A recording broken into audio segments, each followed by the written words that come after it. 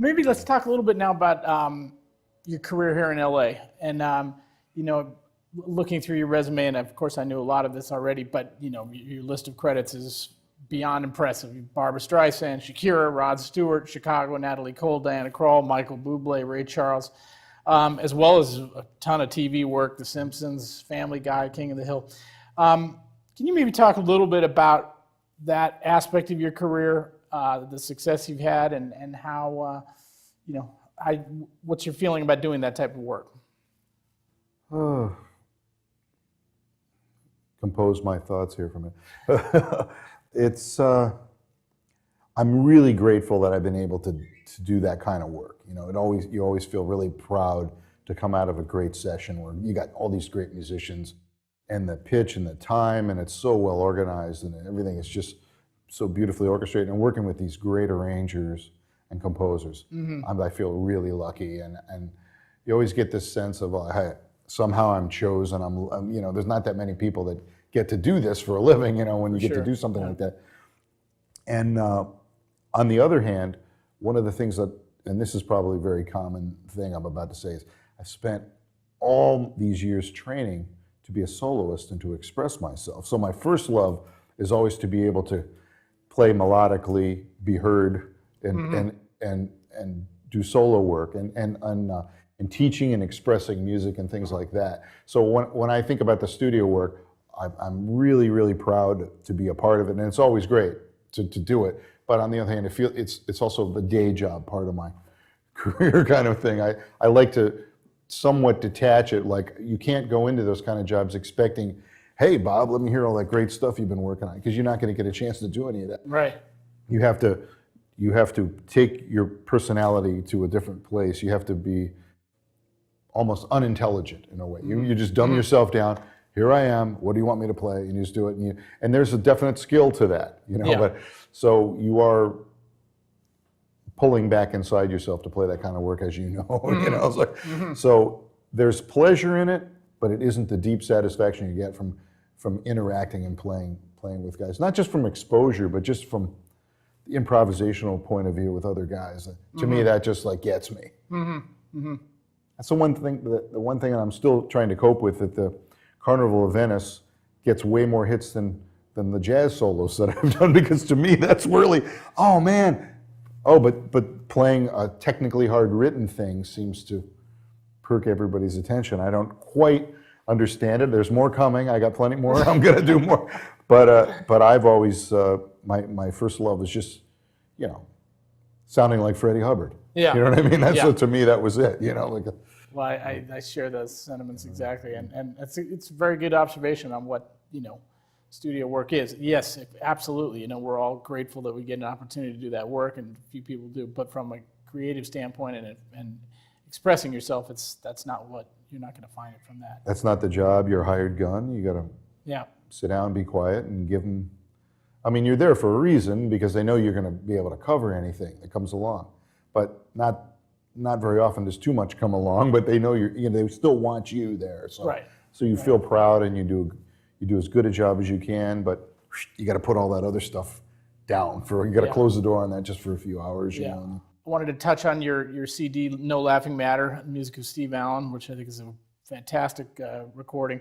We touched on the I Love You recording. I also wanted to just maybe have you talk a little bit about some of the producing that you do. I know you've done some work with your very talented wife, Calabria. How do you look at these projects, and what makes you decide, okay, I'm going to take this project on and try to go for this, and how do you approach those things? Well, with the stuff with my wife, I just, she says, I want to do this, and I get excited. I get to, first of all, I have to do it because she tells me I have to do it. But no, I look at it as an opportunity to do some string writing and really, if I can fit it into my schedule, put this whole thing together. And I'm really proud of the way it comes out. And it features her great singing and everything. And I would like to do some more producing, but it's a competitive field as well. I have been asked to do a few things. Last year I did a Peter Marshall record. He did a 40 swing record where he had me play I represented the Tommy Dorsey guy, although I didn't play that way. He did a lot of those tunes from the Dorsey area, so I produced that. I'm trying to think. I know there's been 2 or 3 others, you know, it's like little things that come up because I think they notice my attention to detail or whatever. They know it's going to be okay. Yeah. And so I pretty much enjoy all that stuff and lots of kinds of music too. You know, like I'm doing something for one of my daughters. Oh, wow. She's writing pop tunes. Nice. You know, like that. So producing her guitar playing and singing and everything. So it's, you know. Oh, that's great. We'll all look forward to different hearing kinds. that. I think you're right, though. I think especially for a producer who's hands-on, like you would be, because your musical knowledge, you can basically do whatever needs to be done. That attention to detail has got to pay tremendous dividends for the artist that's working with you. You know they feel secure that they're going to get a good product in the end. I've got a couple tracks coming out this week. Oh, wow. I did a recent recording session, and I'm working on an album that I got a Latin rhythm section together, and I also have some tracks that I'm finishing up now that I did with Larry Goldings and Bill Stewart. So some original tunes and stuff. But the stuff coming out this week is a preview. One is a fast Latin original thing I wrote, and Arturo Sandoval's featured on it. Luis Conte, our friend from years ago. Best. And I've got Jimmy Brandley on drums, and Atmaro Ruiz, if you haven't heard him, is this awesome Venezuelan piano player. So that's a burner. And then I have a ballad on The First Time I Ever Saw Your Face, all jazzed out. So maybe maybe some smooth jazz people will perk their ears up with that. It's hip, but it's beautiful. It's still like the melody, you know. So those are coming out, and those are previews because the album will be out before the end of the year, hopefully. Okay. And so the launch date is actually the 8th of August, so that'll be up, and very cool. it should hit radio. I've got somebody helping me with the radio promo and everything. So, wow. And Larry Goldings was awesome. He helped me with some of these arrangements. He so spent a lot of time in New York, right? So I've worked with Larry a number of times. Really amazing musician. Really incredible. Well, that sounds great. We'll look forward to hearing that. And played some organ on it. He played a little B3 on there. Yeah. Oh, his B3 playing is that Michael Brecker record, Time is of the Essence. Where it's just him with a different drummer on every track. Amazing. Well, we'll all look forward to hearing those for sure. You know, you're very active worldwide as a clinician and as an educator. Kind of goes hand in hand with the work you've done as an author. You have a new book out now, Jazz Etudes and Duets, that's doing very well, and lots of people making a lot of noise. Maybe you can talk about, you know, just how you approach things from a clinician educator standpoint, and then maybe touch on the new book as well. Well, as far as the new book goes, I just thought it was time for me to do something, and one of the areas that I thought hadn't been fully saturated was doing a difficult jazz solo. You know, there's a lot of books out where you have intermediate and beginner jazz solos where kids are trying to learn, and I'm going to do some of those as well. But I was going, where are the solos that are like right up on the edge, you know? So it kind of expanded on the back of my Doodle Tongue book where I had some shorter etudes on there. So that's why I did that, and I thought they're difficult, but if I do some slower versions too, that it would be great. And it's good for all instruments too. So a flute player can play a medium slow jazz tune, and they're not just playing diatonic scales, they're playing jazz harmony on it. So that was my whole concept of that. And it's just for fun. Yeah. You know, so I did it, you know. And I write those things. People ask me how I wrote that I Love You and those etudes. I try to write them as if they're a jazz solo that I would play. Of course, they're a little more dense because it's educational. You don't want to leave 3 bars of space like you might in a jazz club, right? So I fill it in. It's going to be a little more intense. But I don't just play solo. A lot of people I see on the web, they say, do you write your solos based on, you play a solo and then you transcribe it and harmonize it? No, I think that would be too open and too loose. So I try to write a good line and write another line that sounds like it's part of that line, but in essence, they're a little busier than I would play live, I guess. But so I conceive of the line as a composition, and then I'll go back and harmonize it or write the syllables if it's a doodle thing or whatever I do. I do all that stuff after.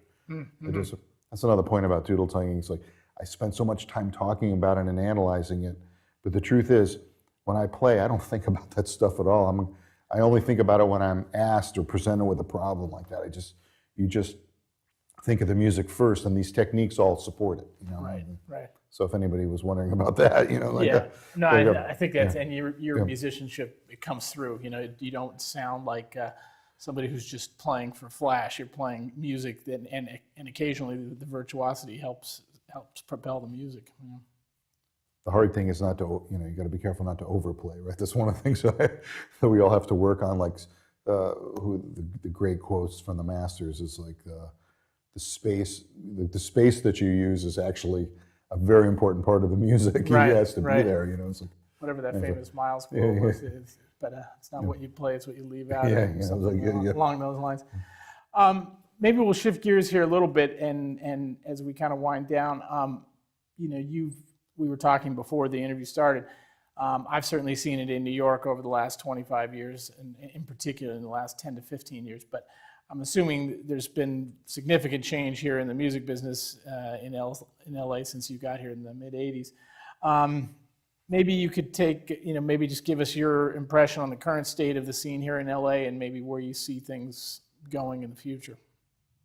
Oh, well, I don't think there's any question that things are down because when I first moved here in the 80s, there was just a lot of television. Every show had trombones on it, and with the invention of MIDI and the internet and the hard drive and the tastes in music and everything, things are just generally down. But I also know that there's cycles and trends, so I know things will come back, whether they come back in 5 or 10 years or 50 or 100. I just don't know about those cycles. But I'm always hopeful that there's always more opportunity for me to do what I do and to be heard. And I think one of the things that would help the music business, and I think the quality of people's lives, would be if we could get the education back, music education back the way it was when I went to school. You have to sing or play an instrument. It doesn't mean you have to be a professional musician, but it's been proven that music enriches your life. It improves your intelligence. It just makes it makes life worth living. We can imagine a world without music and not being exposed to it as a student. Why? That's a crime. Everyone should go through the band or the choir. And I think that will be one of the things when that comes back, that the trends for a great score on a television show or the pop music will become even more sophisticated. I love pop music, but let's face it, it isn't getting any more sophisticated lately than it used to be. So, safe to say. So I know the trend is definitely down in LA, but that doesn't mean that it'll always be that way. It's just there's been so many changes especially with the advent of the internet, so that musicians can live almost anywhere and contribute to a project. It's pretty amazing. So in some ways it's good for others that might not live in a city, but it's definitely being diluted out of Los Angeles, like it was. And remember, Chicago 30 years ago was like the jingle capital of the United States, and sure. I don't think they do anything. So things get diluted, with the invention of the internet and things. That's just sort of my perspective. I don't know. I'm always hopeful for what I can do. The trend is down, but it might not always be that way. So yeah. And the passion for music is what people need to get again, and not tolerate substandard. And obviously, it's much cheaper for a producer to have one guy play a couple of synth sample pads, and it gets the job done. It's never going to be cheaper to hire real musicians to play and express themselves, but it's always going to sound better to have great musicians playing on a score. But when that matters again to the audience more than the budget, right? That's when it's going to happen. Yeah. Well, it's very well said, and it's a very pragmatic and realistic viewpoint of it. I think it's, and I think your point about cycles is very true. Things do go in cycles. We don't know when they're going to ebb and flow, but I do think there's cycles. It's not a renaissance right this moment, that's for sure. It's like, but sometimes things get really silly before they pop up. And all of a sudden, the guy on the street corner that plays, society will become most fascinated with him. Right. With who would have predicted reality television, right? Like it could be reality television about us. Yeah. Playing trombone. Like that's the next one, right? Absolutely. It's like well, Bob, I just wanted to close out with one question, and it kind of feeds into what we're talking about now. And as an educator, and you mentioned your work up at Cal State Northridge, I know there are a lot of trombone players out there who think, I want to be the next Bob McChesney. And I study what he plays, and I study his technique, and I'm working on that, and I'll come study with him and all of those things. And I'm sure the thought crosses your mind, but what if you had to kind of pare it down to, one or two pieces of advice for somebody who's out there thinking, I want to be the next Bob McChesney, what might that be? I'd say there's a few things. I would say you have to listen really critically. You have to listen to what you like and what you want to sound like. And that means listening repetitively to the same thing over and over until it comes out of your pores. You're just living that music, like I did with Freddie Hubbard or particular tenor players. There's so many great musicians. So critical listening, and then extreme repetition and paying attention to detail so that things become mastered. What mastery means playing in a natural way without any conscious thought. That level means that I could be playing a piece or jazz scales while you're giving me directions to my job, and I'm hearing every word you're saying, and the stuff is still being played. Now it's much easier to say that than do it. It takes lots of repetitions. But it's a little bit lonely, right, when you're working on that. But I've always found that to be fun. I'll put the television on soft or something, and I'll be working on things that I want to work on. Now I don't do that for all kinds of practicing, but when things become internal and natural, I think when we hear the great players, they sound like it's easy for them, and when it sounds like it's hard, then it's not rewarding. It doesn't sound good. So you got to listen. Go back over it. Listen critically. Repetition until mastery. Have like a person that you strive to sound like on another instrument or your own instrument. Like I have an idol. And that can give you inspiration because we all get tired, and then you go, oh God, and then I hear this guy again, and I want to sound like that. That can help, and performing as much as possible. It's a balance of listening, practicing, and getting out there and trying and doing your best. If you're just living in the practice room and listening, if you don't get a chance to express yourself, that's another factor. So say if you want to play great, listen, practice relentlessly, and get out there and do it. And so that's sort of, I don't know, I don't think it's anything new, but maybe we were all looking for a shortcut. And that's what I see in a lot of youth. It's like, well, I don't want to learn all that bebop, or I don't want to practice. I can do this pretty good now. And it's like, no, just give yourself plenty of time. Repeat until it's, that old stuff, and that's when that really pays off. That's when those things start to sound good. So that's always been my philosophy. Yeah, it's great advice. I mean, that's like, and the way you put it too, it's very concise and digestible, But listen, Bob, it's been awesome to see you again, and thanks so much for taking the time and sharing so much of your insights, and we appreciate the amazing playing you do, and you're putting out the music all the time. It's just great for all of us. So. Keep doing it. We're thrilled to hear that there's new stuff coming. Everybody make sure they check it out. But it's been great to see you, Bob. Thank you so much, Mike. I appreciate it. We'll see all of you next time on Bone2Pick.